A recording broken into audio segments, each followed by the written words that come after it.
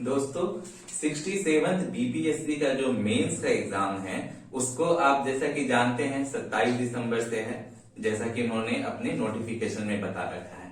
और आज है आपका 10 दिसंबर, तो इसमें कुल मिला के आपका 15-16 दिन ही बचता है। और इतने कम टाइम के नोटिस पीरियड में जो है एक बहुत बड़ा पेपर जो होता है ऑप्शनल का, उसके एग्जाम के पैटर्न में, क्वेश्चन के पैटर्न में बदलाव करना बहुत ही एक बड़ी साजिश है। ये मेन मुद्दे से भटकाने के लिए ये साजिश किया गया है। अगर कोई पैटर्न में चेंज करना ही था तो वो आपको पहले नोटिफिकेशन टाइम, जिस टाइम जारी किया गया था उस टाइम कर देना चाहिए था। मान के चलिए उस टाइम नहीं कर पाए आप, आपको बहुत सारा प्रयोग करना ही है, तो प्री का जब एग्जाम हो गया था उस टाइम तक भी आप कर देते प्री के एग्जाम के बाद। उसके बाद भी अच्छा खासा छात्रों के पास 3 महीने का समय था, लेकिन उस वक्त भी नहीं किया। और अब जब 10-15 दिन बचा है तो अभी जाके पैटर्न चेंज करना बहुत ही एक बड़ी साजिश है, बहुत बड़ा धोखा है छात्रों के साथ। क्योंकि कोई भी जो सीरियस एस्पिरेंट होता है वो कभी भी सिर्फ पीटी का तैयारी नहीं करता है, वो शुरू से ही मेंस का तैयारी करता है और ऑप्शनल को तो पहले से ही पढ़ के रखता है, क्योंकि उसका सिलेबस बहुत ही वास्ट होता है। तो ऑप्शनल की तैयारी जिस हिसाब से प्रीवियस ईयर पैटर्न होता है उसी के हिसाब से करते हैं। हम लोग भी छात्रों को बताते हैं कि आप क्वेश्चन पेपर देखिए, प्रीवियस ईयर पेपर देखिए और उस हिसाब से अपनी तैयारी करिए। तो उसी हिसाब से जितने भी अभ्यर्थी हैं तैयारी करते हैं। लेकिन अचानक से एग्जाम के 10-15 दिन पहले अगर कोई बोले कि आपका वैकल्पिक विषय का जो है क्वेश्चन का पैटर्न ही चेंज हो गया है, तो फिर वो तैयारी तो पूरा धराशायी हो जाएगा, क्योंकि अब एक नए सिरे से तैयारी करना पड़ेगा। तो सबसे पहले तो ये बहुत ही गलत है।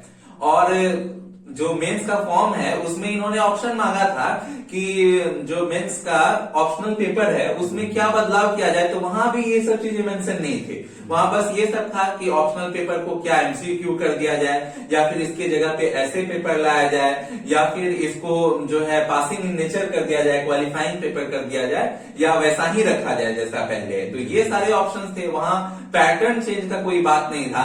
तो छात्रों से तो इन्होंने मांग लिया मत कि क्या करना चाहिए ये सब, और चेंज अपने मर्जी से कर दिया, एक तुगलकी फरमान जारी कर दिया, जो मर्जी हो रहा है सो कर रहा है। तो सबसे पहले तो आप समझ लीजिए कि इसमें क्या इस पैटर्न में नया चेंज आया है। तो पहले जो ऑप्शनल का पेपर होता था उसमें 2 सेक्शन होते थे, सेक्शन 1 और सेक्शन 2। सेक्शन 1 में जो है 6 प्रश्न होते थे और सेक्शन 2 में भी जो है आपका 6 प्रश्न होता था।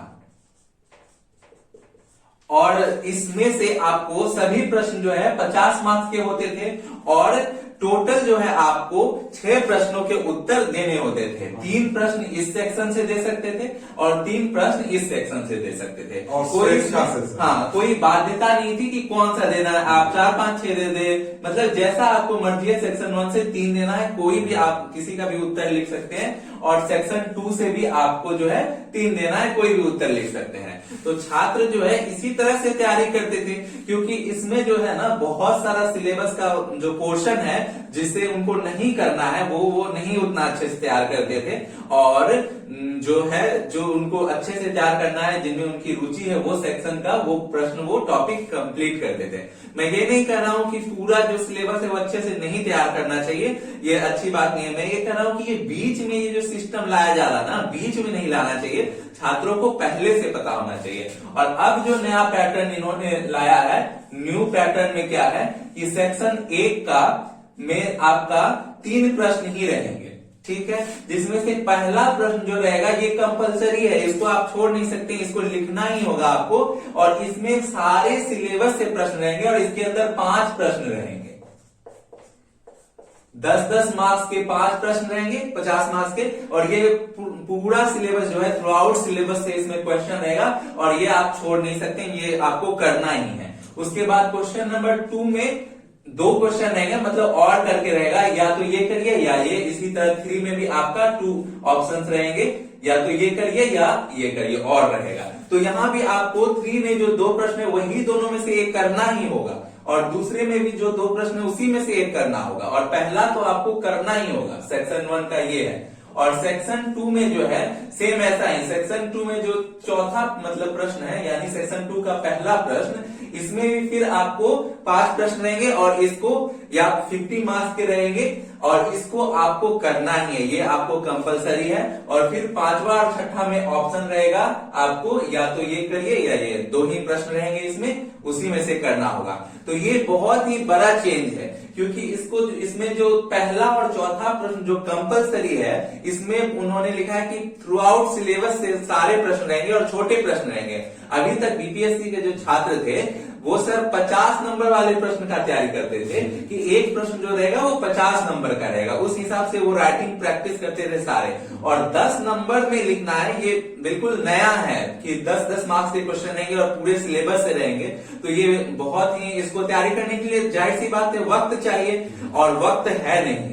तो ये बहुत बड़ा बदलाव है और इस बदलाव को एब्जॉर्ब करने के लिए, इसके तैयारी करने के लिए वक्त चाहिए, जो कि वक्त अभी है नहीं। और इसको लिए छात्रों को बीपीएससी का जो मेंस का एग्जाम डेट है उसको तो एक्सटेंड करना ही चाहिए हर हाल में। क्या बोलते हैं सर आप? जी सर, बिल्कुल। देखिए मैंने यहाँ लिखा भी है, मेंस का जो एग्जाम डेट है आप लोगों के लिए, देखिए 29 से 31 दिसंबर को, आप देख सकते हैं कितना कम टाइम है, लगभग 20 दिन के आसपास, 10-12 दिन आसपास है। देखिए मैं एक बात बोलूंगा, नदियां जो होती है ना, नदियों का बहाव वह जो है मरी हुई मछलियों को अपने हिसाब से तैरा के ले जाती है, लेकिन जो मछली जिंदा होता है वो अपना रास्ता स्वयं बनाता है, उसे जो है बहाव से फर्क नहीं पड़ता है। यह जो आयोग एक बहाव लाया है कि जो मेरी मर्जी होगी मैं वो करूंगा, तो आप स्टूडेंट को ये बताना होगा कि आप मरी हुई मछली नहीं है कि उसके बहाव के साथ बह जाएंगे। आप जो है जिंदा है और जिंदे को प्रमाणित कीजिए कि आप जिंदा है, उसका जो है प्रतिरोध कीजिए और विरोध कीजिए कि इस तरह का नहीं होगा। आपको अगर बदलाव लाना है सर तो 68वीं का नोटिफिकेशन में इस बात को डालिए, मेंशन कीजिए। 68वीं में तो उन्होंने ऑप्शनल पेपर को दिया ही नहीं है कि मेंस के टाइम में, हर बार जो है प्रीलिम्स के टाइम आपको भरना होता था कि आप कौन सा ऑप्शनल चूज करेंगे, और 68वीं के फॉर्म में उन्होंने ऐसा ऑप्शन ही नहीं दिया कि आपका ऑप्शनल पेपर क्या होगा, क्या करेंगे पता नहीं है। देखिए हम लोग बदलाव से, हम लोग को प्रॉब्लम नहीं है, पर बदलाव का एक पैटर्न होना चाहिए। बदलाव कुछ भी कीजिए तो किसके लिए बदलाव करें? स्टूडेंट के लिए, तो उनको भी इस चीज की जानकारी होना चाहिए। सर आपको याद है एक बार साइमन कमीशन आया था जिसमें एक भी भारतीय सदस्य नहीं थे।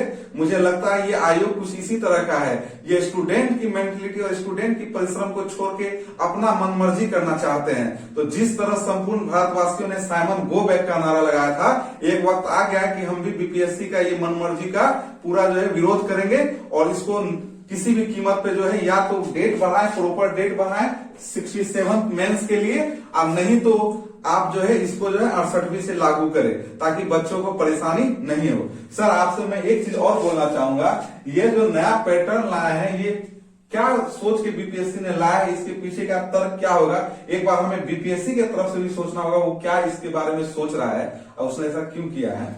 सर मुझे तो सबसे जो अभी मेन मुद्दा अभी लग रहा है ना कि बीपीएससी जो है छात्रों को मुद्दे से भटकाना चाहती है। अभी छात्र जो है लगातार प्रदर्शन, लगातार धरने से ये मांग कर रहे हैं कि 67 के जो रिजल्ट में गड़बड़ियां हुई है, जो धांधली हुआ है, उसको उजागर करने के लिए सीबीआई जांच की मांग कर रहे हैं, रिजल्ट की मांग करें कि फिर से रिजल्ट जारी हो, जो प्रश्न जो है जिनको इन्होंने गड़बड़ किया है उसे डिलीट करके कट ऑफ जारी हो। तो इन सब मुद्दों से भटका के छात्रों को ये नया चीज पकड़ा दिया कि ये आपका सिलेबस में चेंज हो गया, पैटर्न चेंज हो गया, ताकि छात्र इसकी मांग करने लगे कि इसे ना बदला जाए और मेन मुद्दे से हट जाए, इसको एग्जाम का डेट एक्सटेंड करने की मांग करने लगे और वो थोड़ा बहुत एक्सटेंड कर भी देगा, वो बोलेगा कि हाँ हमने छात्रों की बात मान ली है। लेकिन जो मेन मुद्दा था, जो 67 बीपीएससी का प्री में जो गड़बड़ी हुआ है, वो तो मुद्दा पीछे छूट जाएगा। मेन मकसद यही है। ऐसे लॉन्ग टर्म में देखा जाए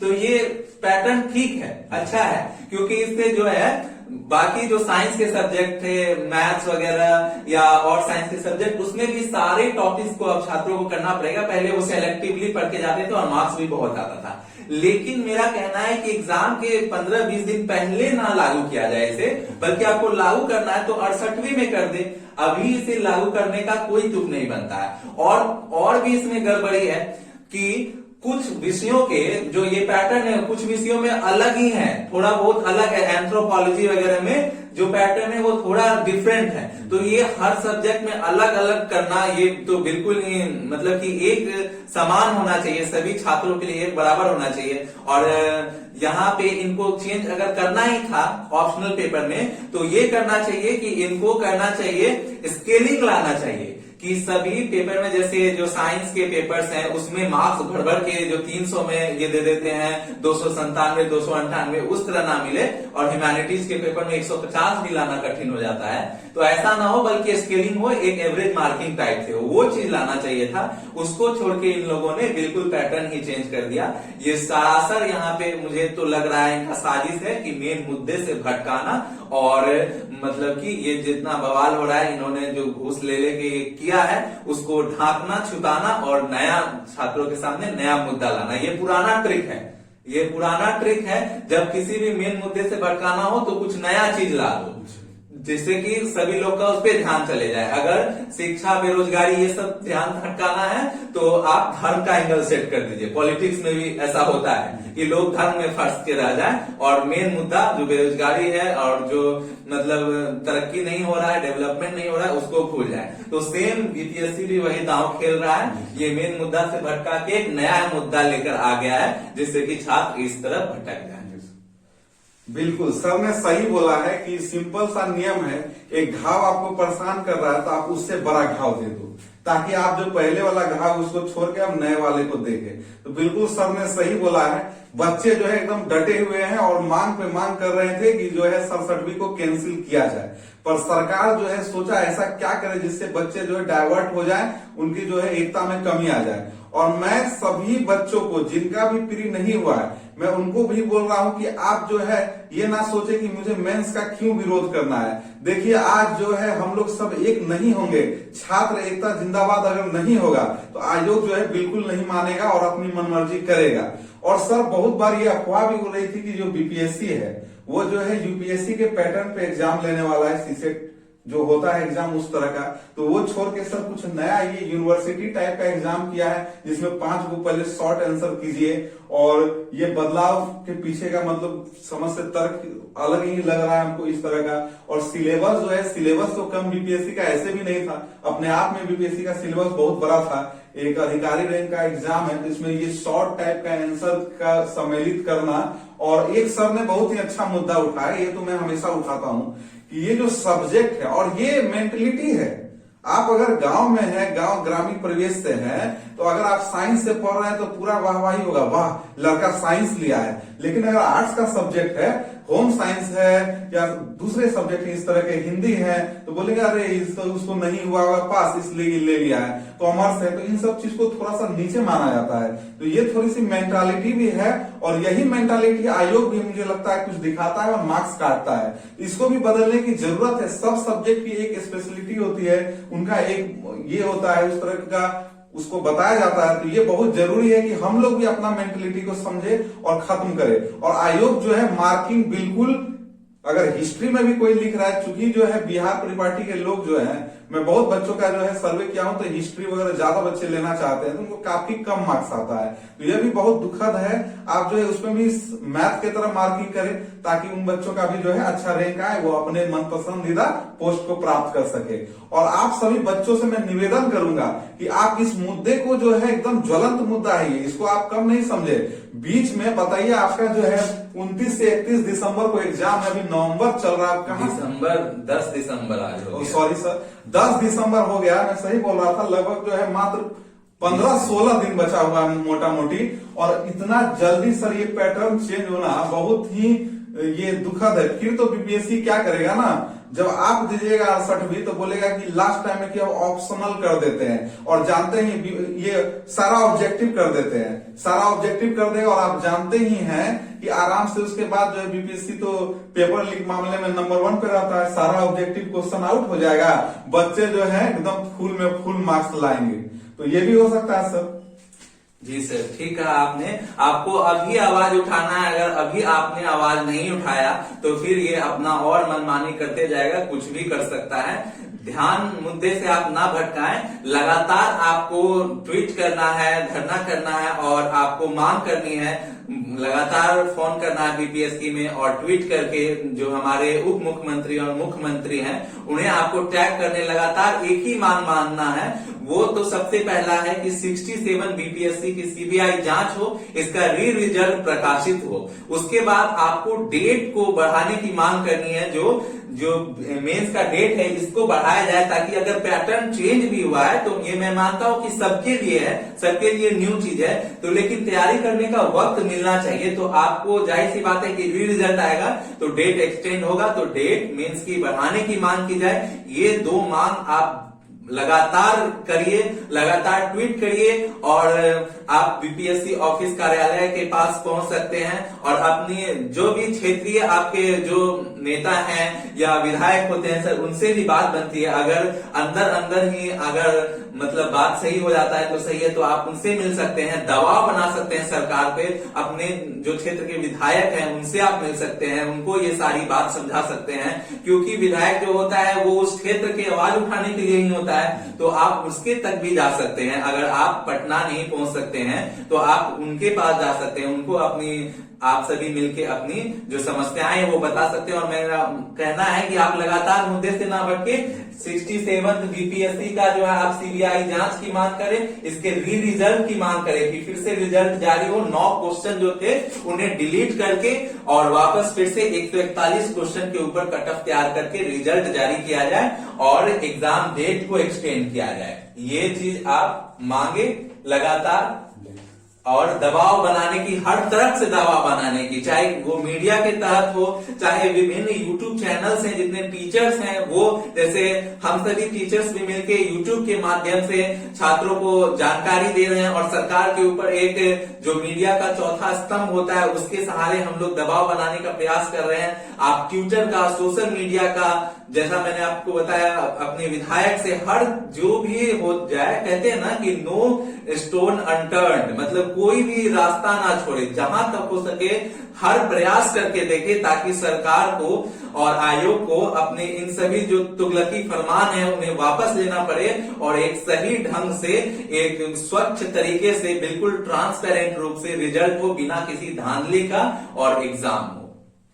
जी सर, बिल्कुल। सर ने बहुत ही अच्छा बात बोला है कि देखिए, आप लोग, अभी ठंडी का दिन है, संभव नहीं है कि हर कोई पटना पहुंच सके, तो ऐसा नहीं है, आप अपने क्षेत्र में भी अगर बच्चे जमा होकर और जो है बीपीएससी के इस फरमान के खिलाफ आवाज उठाते हैं और उसको जो है सोशल साइट पे जो है बार बार इसको डालते हैं, तो जो है सरकार तक बातें पहुंचती है और दबाव भी बनेगा कि आज कटिहार में हुआ, कल परसों पूर्णिया में हुआ, यहाँ पे छात्रों ने किया बीपीएससी के खिलाफ धरना प्रदर्शन। और एक चीज जरूर याद रखें, मैं ये जो धरना प्रदर्शन करता हूँ ये बिल्कुल शांतिपूर्ण होना चाहिए, ये मैं शांतिपूर्ण होना चाहिए, इसमें बिल्कुल भी किसी तरह का उपद्रव, हिंसा बिल्कुल भी ना करे। आप आराम पूर्वक जो है फील्ड में बैठ के कर सकते हैं, कहीं भी जो है 100 स्टूडेंट 200 स्टूडेंट जमा होकर जो सेट मारने जाते हैं या फिर किसी संस्था से जुड़े हुए हैं, वो आप सभी लोग बढ़ चढ़ के आगे आए। पूरे बिहार में माहौल बनना चाहिए इस तरह के, ताकि जो है आने वाले एग्जाम में आपको प्रॉब्लम ना हो। सिर्फ बीपीएससी ही नहीं, कोई भी एग्जाम जिसमें धांधली हो वो सतर्क रहे, वो जो है छात्र जो है छात्रों की शक्ति को समझे, तब जाकर जो है बिहार का जो ये सिस्टम है, ये नौकरी वाली सिस्टम है सरकारी नौकरी की, ये सही ढंग से हो पाएगा। बहुत सारे चीज तो बाहर आते हैं तो हम उस पर आवाज उठाते हैं, बहुत सारे चीज तो अंदर अंदर ही हो जाता है सर, भर्तियां भी हो जाती है, ज्वाइनिंग भी हो जाती है, और जो छात्र काबिल हैं, जिनमें क्षमता है, वो छात्र जो है अपने जीवन से निराश हो जाते हैं, आत्महत्या तक कर लेते हैं सर। और ये काफी दुखद है बिहार के लिए। बिहार हमेशा से ही इन सब चीजों में पीछे रहा है, चाहे आप देख लीजिए, इसे जो है पिछड़ा राज भी बोलते हैं, जबकि यहाँ टैलेंट की कमी नहीं है। यहाँ बच्चे जितने मेहनती हैं, जितने मैथ यहाँ का अच्छा है, उतना जो है मैं दावा के साथ करता हूँ कि पूरे जो है हिंदुस्तान में बच्चों में उतना मैथ अच्छा नहीं होगा जितना बिहार के बच्चों का मैथ अच्छा है। और मैं प्राउड से बोलता हूँ कि मैं एक बिहारी हूँ। और आप लोग जो है मुद्दा जरूर उठाएं, कोई भी जो राज्य है उसमें जो है कोई भी बात होता है तो सारे बच्चे एक साथ होकर करते हैं, फिर वो तुरंत उस पर जो है होता है एक्शन। लेकिन हम लोग क्यों नहीं एक हो पा रहे हैं? हमें एक होना होगा। लीजिए सर, अब मैं अपनी बातों को खत्म करता हूँ। धन्यवाद। जी, मेरा यही कहना है कि आप सभी लोग जो है अपनी आवाज को उठाएं, लेकिन उसके लिए किसी भी तरह का आप उपद्रव या हिंसा का प्रयोग बिल्कुल ना करें, नहीं तो और कुचले जाएंगे और बिल्कुल ये मामला अलग ही रुख ले लेगा और आपका कोई बात नहीं सुना जाएगा। तो इसलिए आप अपनी बात सुनाना चाहते हैं तो सबसे पहले तो आप अहिंसे के रास्ते पे चले, मतलब अपनी सिर्फ आप आवाज उठाएं। और उसके अलावा जो है आप, मैंने जैसा कि बताया कि आप अपने क्षेत्र के विधायक से भी ये बात कर सकते हैं, क्योंकि वो डायरेक्ट फिर सीएम से मिल सकते हैं और डायरेक्ट आपकी बातों को वो रख सकते हैं। तो आप ऐसा करें और आप अपनी पढ़ाई भी लगातार जारी रखें। इन सब चीजों में आप अपनी पढ़ाई को बिल्कुल पीछे ना छोड़े, वो पढ़ाई भी आप करते रहें। यूपीएससी केंद्र पे हम लोगों ने जो 68 बीपीएससी के लिए जो कोर्स विजय बैच लॉन्च किया है, उसमें हम मुफ्त में सारी चीजें कवर करवा रहे हैं, तो वहां भी आप कर सकते हैं। और इस मांग को जो 67 बीपीएससी की 6 लाख बच्चों ने फॉर्म भरा था, जिन्होंने एग्जाम नहीं भी दिया है। आपको क्या लगता है, आप इसमें शामिल नहीं होंगे तो आपके साथ क्या कुछ अच्छा होगा? अगर धांधली है तो हर बार होते रहेगा। सभी बच्चों को 6 लाख जिन्होंने भी फॉर्म भरा है, सभी 6 लाख बच्चों को मिलकर आवाज उठानी चाहिए, ताकि जो है सदन का जो भवन है वो गूंज उठे इसी आवाज से कि हाँ, 67 बीपीएससी में जो धांधली हुआ है उसको सही किया जाए और फिर से जो है जो भी जांच है। क्यों सर, मैं तो चाहता हूँ हर स्टूडेंट जो सपना सजाया है सरकारी नौकरी का, जो आने वाले 68 बीपीएससी 69 बीपीएससी में भी जो एग्जाम देने वाले हैं वो भी इस मुहिम से जुड़े और बिल्कुल पारदर्शिता होनी चाहिए, बिल्कुल स्वच्छ ढंग से ये भर्ती होनी चाहिए, क्योंकि ये बिहार की सबसे बड़ी भर्ती है। इसमें अगर धांधली होता है तो छोटे स्तरों के जो एग्जाम है उसमें तो सोच ही लीजिए क्या होगा। तो लगातार आप अपनी इस आवाज को उठाइए और आप जुड़े रहिए इस मुहिम से, सरकार तक आवाज पहुंचाइए और जिससे कि ये रिजल्ट जो है फिर से प्रकाशित हो, बिल्कुल सुधार के साथ सीबीआई जांच होने के बाद और जो गलत प्रश्न है उनको डिलीट करने के बाद। इतना ही कहना है हमारा। धन्यवाद।